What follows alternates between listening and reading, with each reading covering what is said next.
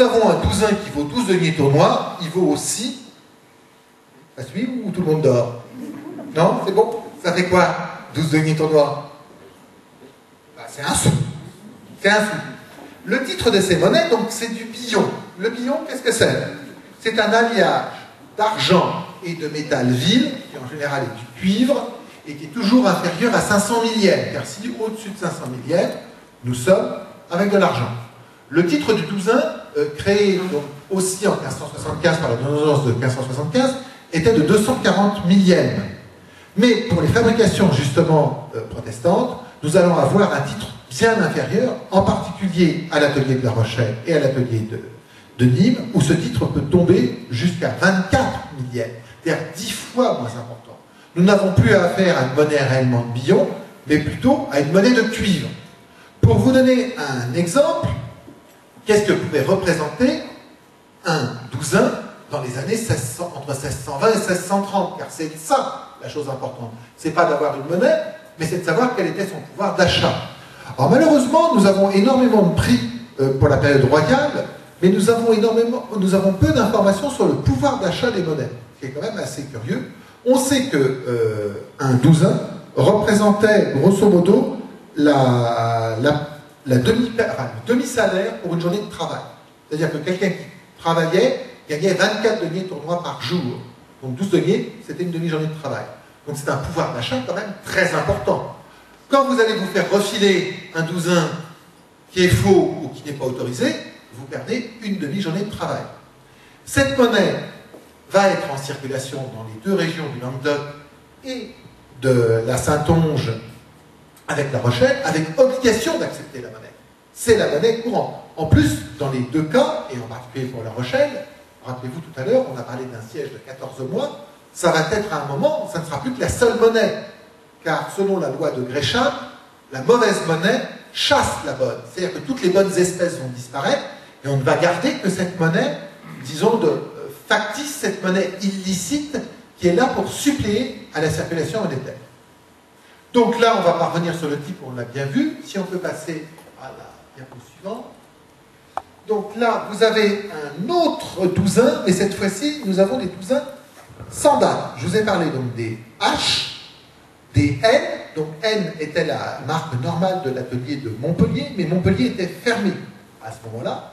Et donc c'est pour ça qu'on donne ces monnaies à l'atelier de Nîmes. Car en effet, Rohan, à un moment, a tenu la ville de Nîmes, et il est tout à fait possible qu'il y ait eu un atelier. D'autre part, nous avons aussi des monnaies d'or, cette fois-ci. Car si nous n'avons pas de monnaie pour 1621-22, nous avons cette fois-ci des monnaies pour 1628-29 et une date complètement apocryphe, 1635. On peut penser que ça peut être une erreur ou une fausse monnaie. Mais 27 et 28 sont tout à fait attestés. 27 est attesté par 3 exemplaires, 28 par 2 et 35 par 1. En règle générale, pour vous donner un cas normal, on connaît pour les bonnes pièces une vingtaine d'exemplaires par année ou par millésime ou par atelier. Donc ce sont des monnaies extrêmement rares. Et là, je n'ai même pas de photo à vous présenter. Le dernier exemplaire passé de l'année 1628 a été vendu dans la collection Luno en 1928. Et vous avez un exemplaire de 1627 qui est passé dans une vente du Crédit de la Bourse dans les années 70. Donc voilà où on en est un petit peu de la situation. Donc, si vous avez un écu d'or avec la lettre M datée de 1627 ou 1628, vous regardez et vous l'amenez peut-être comme ce Travier, il va être très content, ou au club numismatique Sélénol, qui s'empressera de faire une photo, car c'est extrêmement rare. Mais les monnaies douzains n'en sont pas moins. Et vous avez un exemple ici, donc d'un autre type monétaire, différent du précédent. Est-ce qu'on peut revenir sur le précédent? Donc, où vous aviez donc la lettre N, voilà, qui est bien visible sur cet exemplaire, sur le suivant, daté de avec la même millésime, vous n'avez pas de lettre d'atelier. Donc, est-ce que ces double tournois, ces douzains ont-ils été frappés à Nîmes, à Montpellier ou ailleurs? Et là, on aura tout à l'heure peut-être un élément de réponse. Donc, si on veut passer à la diapo suivante, voilà un autre douzain de 1628, avec un tout petit différent, là qui est bien attesté pour Nîmes, qui est une sorte de fleuron derrière la date à la place de la tour. Voilà, ici. Et donc la lettre N, toujours ici. Vous avez vu, donc ce sont des monnaies qui ont un très mauvais aspect. Ce sont des monnaies d'environ 22 à 23 mm, souvent en très mauvais état, et c'est très rare. Et la plupart du temps, vous avez un exemplaire sur deux qui n'est pas lisible.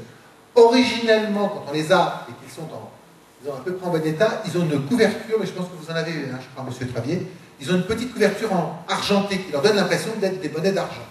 Mais là, en l'occurrence, sans argenture, elles ont un très mauvais aspect. Si on peut voir la diapo suivante. Alors, là, nous avons un autre cas. Non, c'est encore un Nîmes, pardon, excusez-moi, puisque vous avez la petite tour, donc ça c'est le dernier cas de Nîmes. Donc c'était pour vous montrer. Est-ce que, voilà, pour vous montrer, on va revenir sur les deux diapos, j'avais oublié une chose, donc vous avez une croix échancrée au revers, avec un positionnement, donc la croix est cantonnée au canton 1 et 4 d'une fleur de lys et au 2 et 3 d'une couronne. Mais ce n'est pas toujours le cas, vous avez plusieurs possibilités. Vous avez des monnaies avec ce qu'on appelle les cantons inversés, c'est-à-dire que vous pouvez avoir les fleurs de lys à la place des couronnes, ou carrément 4 couronnes, comme sur celui-là. Et là, c'est de savoir, est-ce que nous avons affaire à un ou à plusieurs ateliers ou à plusieurs points différents. Est-ce qu'on peut voir la diapo suivante?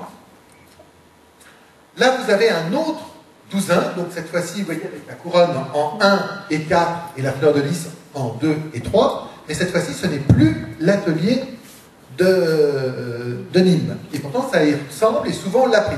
C'est ça. Ce zigouigoui. À votre avis, qu'est-ce que ça pourrait être comme atelier? Est-ce qu'il y en a qui ont suivi? Rappelez-vous, je vous ai parlé de 3 ateliers. Lequel on n'a pas encore vu? Montauban, exactement. C'est un douzain. Alors c'est extrêmement rare, c'est encore plus rare bien sûr que l'atelier de Nîmes. C'est lors du 3e. Donc Montauban a été assiégée 2 fois. Elle avait été secourue par les forces protestantes en 1621, ce qui lui avait permis d'être dégagée. Et en 1629, elle va être obligée de se rendre. Et nous avons des douzains pour les années 1628 et 29. Donc là, vous avez un douzain. Alors celui-là, il va falloir me croire, sur parole, est de 1629, peut-être gravé sur un 8. D'accord? Mais la date est très peu lisible. Et malheureusement, la plupart des douzains, donc ce sont des douzains extrêmement rares, on en connaît moins de 10 exemplaires pour Montauban. Et encore plus rare, si on peut voir la diapo suivante, voilà, vous avez l'unique exemplaire attesté et sûr, venant de la collection Grangien, du double tournoi de, alors là, il n'y a aucun doute, MA. Alors, ce n'est pas les 2 premières lettres de Montauban, hein. C'est pour le nom latin, c'est Monte Albans, qui était le nom latin de Montauban. Et donc, c'est attesté, outre. Alors, vous retrouvez. Donc, le double tournoi est daté de 1629, mais on voit très bien que le 9 est refait sur un 8.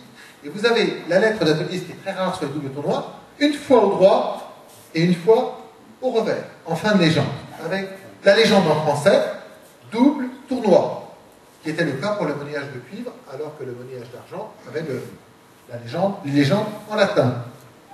Donc ça, c'est une monnaie extrêmement rare, qui est complétée. J'en ai malheureusement pas de photo parce que l'exemplaire est aussi unique. Il est dans la collection d'Alicourt à Toulouse, du denier de tournoi, qui cette fois-ci présente de la même manière, ici le MA ici, 2 fleurs de lys avec le nom denier tournoi et le monographe MA au milieu. Donc c'est une monnaie extrêmement rare, un exemplaire et un exemplaire attesté. Il y a 2 autres exemplaires attestés du double tournoi de Montauban de 1629, mais c'est une monnaie extrêmement rare. En tout cas, on le sait qu'elles ont donc été frappées. Par contre, pas d'or pour l'atelier de Montauban. Donc, on va faire une petite révision pour voir si vous avez tous bien suivi. 1621, combien d'ateliers?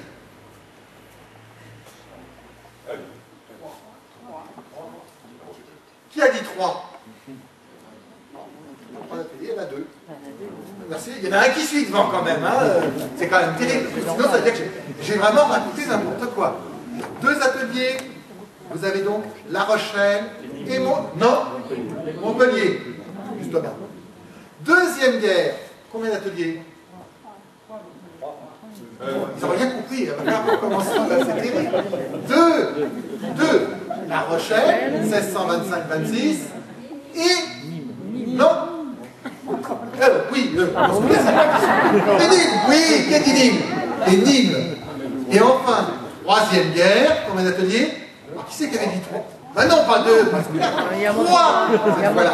C'est ce que là, 3. Nous avons en effet La Rochelle, 1627-28, Montauban, 28-29.